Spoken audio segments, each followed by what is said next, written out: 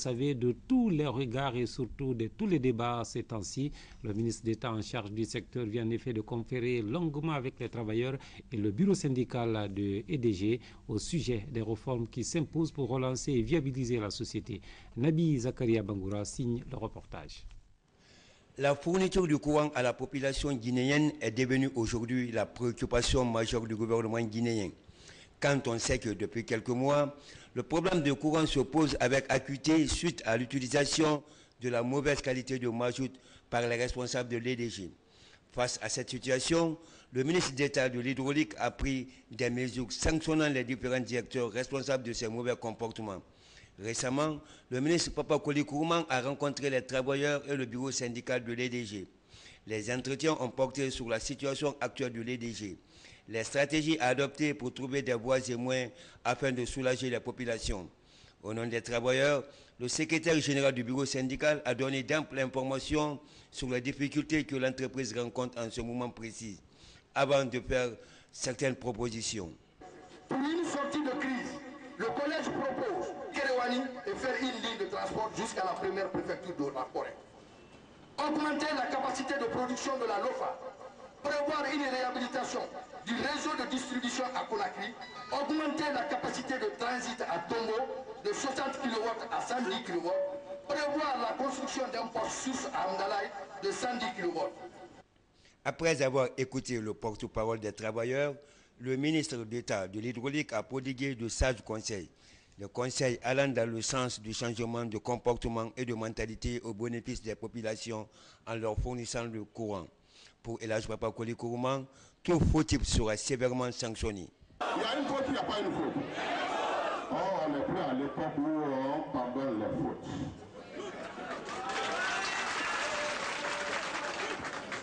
Je veux situer la responsabilité de cette faute.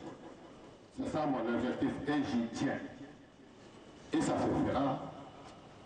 Et celui qui est à la base sera sanctionné. Espérons que le gouvernement de la Troisième République, sous la conduite du professeur Alpha Condé, chef de l'État, président de la République, parvienne à résoudre ce problème pour le bien-être de nos populations. De passage, à toutes nos excuses pour la qualité technique de certaines des images projetées à l'antenne. Direction le pays profond, c'est pour mesurer cette fois-ci le travail de terrain abattu depuis 5 ans maintenant par le projet de développement social durable en Haute et Moyenne Guinée. C'est un projet qui a réussi en effet à former à l'esprit d'entreprise de milliers de paysans capables aujourd'hui de développer des activités génératrices de revenus. Ibrahima Keita nous brosse le tableau. Développer les capacités productives des pauvres, surtout des femmes et des jeunes, tel est l'un des objectifs du projet de développement social durable de Haute et Moyenne Guinée. Dans cette optique, le projet a ouvert au total 988 centres d'alphabétisation pour un effectif de 45 533 apprenants, dont 52% de femmes. Une formation qui a permis aux apprenants d'avoir des notions de base. Il y a des groupements des femmes ici qu'on les apprend à lire et à écrire. Par exemple, la brochure que j'ai comme ça, on apprend les femmes comment faire les jardins. Par exemple, moi j'ai le piment comme ça. Comment cultiver le piment. En vue de susciter l'émergence d'une culture d'entreprise, de développer des comportements et attitudes d'entrepreneuriat, en facilitant l'accès des femmes et des jeunes au circuit économique et financier, des séances de formation en entrepreneuriat ont été organisées dans les zones du projet. Il était prévu de former 25 000 entrepreneurs potentiels et porteurs de microprojets en entrepreneuriat. Et sur les 25 000, on a pu former 15 000 personnes. Et pour un appui financier aux bénéficiaires, le projet, en partenariat avec des institutions de microfinance, a mis en place des fonds pour accompagner les initiatives. 43 915 clients ont bénéficié du service financier dans la zone du projet, dont 16 600 femmes. Les bénéficiaires, eux, se disent satisfaits de l'apport du projet, un apport qui leur a permis de faire un bond qualitatif dans le cadre de l'amélioration de leurs conditions de vie. De façon hasardeuse, Bon, ils m'ont recruté pour suivre les formations avec PDSD en esprit d'entreprise. Donc j'ai été recruté et formé avec cette série de formations. Bon, à la sortie seulement de la formation, j'ai eu l'idée et l'expérience maintenant que je peux me lancer maintenant dans le monde des affaires. C'est ce que j'ai pratiqué. Donc, soudain, comme j'ai vu le filon d'aller prendre un crédit au niveau des institutions de la place, je suis allé à Capodec, j'ai pris un montant là-bas, et ce montant-là m'a permis d'évoluer. À l'image de Moro Diallo, ils sont aujourd'hui des milliers à bénéficier de l'appui du projet en Haute et Moyenne Guinée. De toute évidence, en 5 ans d'activité dans ces zones d'intervention, le projet de développement social durable de Haute et Moyenne Guinée est en passe de relever les défis du développement à la base. On reste toujours dans les fins fonds du pays, précisément le long, cette fois-ci de la frontière sierra-léone-guinéenne, pour mentionner cette action concertée de 18 groupements forestiers des deux pays qui se sont impliqués récemment dans une action d'élagage des plantations de Mélina. C'est un projet qui, vous allez le voir, s'inscrit dans le cadre de la lutte contre les feux de brousse, de nature à protéger efficacement l'environnement. On suit à ce reportage de Thierno Ousmane Diallo et d'Abdul Razak Souma. Cette opération d'élagage des arbres vient de se dérouler à Badé-Kanté, CRD de Madinaoula, situé dans la préfecture de Kindéa.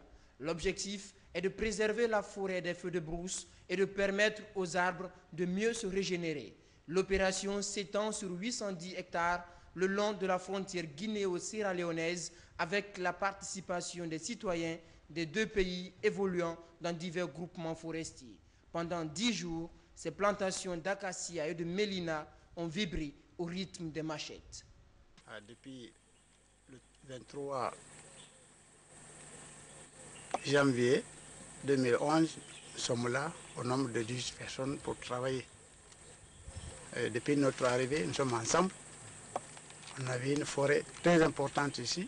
Nous, les citoyens de Badé-Kanté, en particulier, et en général de Tamso Madinaoula, nous lutterons farouchement contre les feux de brousse.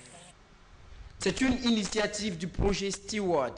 Elle s'inscrit dans la promotion d'un environnement meilleur pour un développement durable. L'objectif à terme est de favoriser le retour de la faune dans cette région du pays. À Badé-Kanté, donc, on a une grande forêt communautaire. C'est la plus grande forêt communautaire des forêts communautaires pour le moment qu'on a. Elle couvre une superficie de 810 hectares. Et les plantations forestières couvrent 13 hectares, dont les acacias mansium ici, avec une superficie de 6 hectares. Nous allons faire une éclaircie dedans. Quant aux tectona grandis et les mélinas, nous sommes en train de suivre dans les tailles de forme et l'élagage. À l'issue de cette opération, les arbres pourront donc avoir une valeur marchande. Les paysans devront quant à eux restituer les connaissances apprises concernant l'élagage des arbres aux membres de leur groupement à la base. Une action citoyenne pilote à Dubreka, tout près, le préfet de la localité a entamé une tournée de contrôle dans les 6 CRD qui relèvent de sa juridiction. Bondabon Camara veut en effet s'assurer du climat de paix et de quiétude sociale ainsi que du niveau d'exécution des projets dans les collectivités de Dubreka. Sous les pas du préfet, le reportage d'Ali Badrakonde. C'est une tournée de sensibilisation que le préfet de Dubreka a effectuée dans les différentes CRD relevant de sa juridiction. Mamadou Bondabon Camara a échangé avec les populations sur les questions liées à la préservation de la paix et la quiétude sociale. La CRD de Rorira a constitué la première étape de cette visite. Là, le préfet a surtout insisté sur la bonne cohabitation pacifique entre les élus locaux et la population à la base. Le sous-préfet de Rorira a réitéré l'engagement des habitants de sa localité à accompagner les nouvelles autorités. Le préfet a par ailleurs procédé à la pose de la première pierre du marché central de Rorira. La délégation s'est aussi rendue sur le chantier de construction d'un lycée de 12 classes dans la localité. Après la CRD de Rorira, nous voici à Ouassou, une localité à vocation agro-pastorale. Au regard de la politique gouvernementale en matière d'organisation et d'assistance au secteur productif, notre sous-préfecture abrite de nos jours 25 groupements agricoles, un groupement d'éleveurs et une union des producteurs.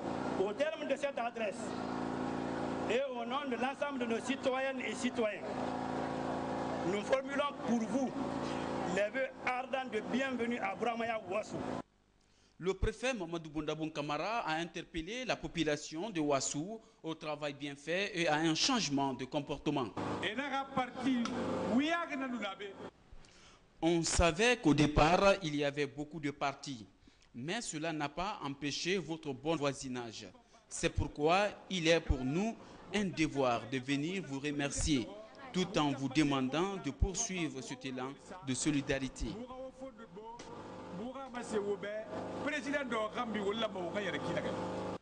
Cette tournée du préfet de Dubreka s'étendra dans les 4 autres CRD de sa juridiction.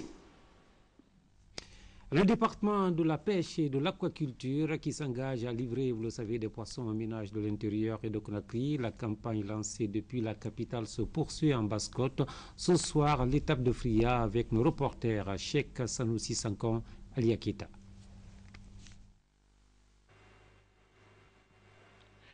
Vrai professionnel de la pêche, le ministre Moussa Condé Tatavieux réussit progressivement à gagner la confiance des populations dans le pays profond à travers la campagne Poisson pour tous.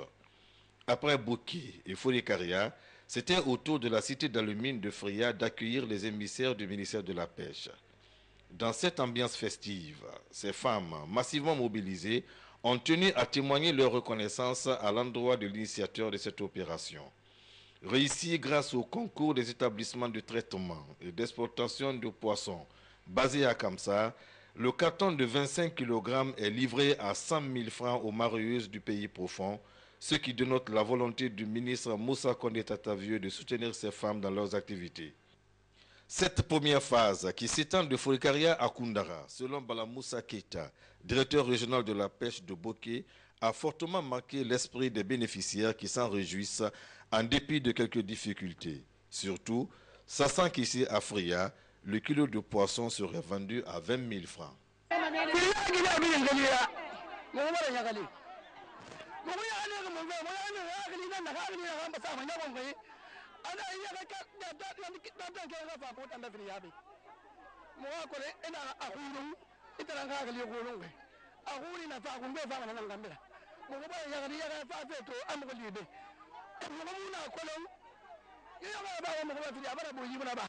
En présence de toutes les autorités de Fria, les émissaires ont été débordés par la dimension de l'événement. Le ministre Moussa Condé Tatavieux multiplie ses actions en faveur des populations. Parmi les actes déjà posés, il faut noter le projet de construction d'un centre de santé et de 14 forages pour les populations de Kamsa, financé à hauteur de 1,5 milliard de francs guinéens par les établissements de traitement et d'exportation de poissons basés à Kamsa. Le dernier repère de cette édition de 19h, c'est ce coup de filet réussi par les hommes de la gendarmerie préfectorale de Zérékouré qui viennent en effet de saisir une importante quantité de chanvre indien, une opération de routine destinée somme toute à traquer les malfrats. Younoussa Tawel Kamara. La lutte contre le grand banditisme et le trafic de drogue pour sauvegarder la vie des paisibles citoyens est l'une des priorités des nouvelles autorités du pays. C'est dans cette optique que les services de la gendarmerie préfectorale de Zérékouré viennent de procéder à la saisie d'une importante quantité de chanvre indien estimée à 400 kg. À cette occasion, les autorités de la gendarmerie de la région forestière reviennent sur les faits avant de faire une mise en garde. C'est pour dire que la sécurité à Zérékouré ne dort pas. Alors, les instructions du chef d'état-major, c'est de nous dire chaque jour, nuit et jour, c'est-à-dire d'être sur les aguets, d'être sur les pieds, pour pouvoir dénicher, ou du moins pour pouvoir découvrir ces fléaux qui gangrènent aujourd'hui notre société.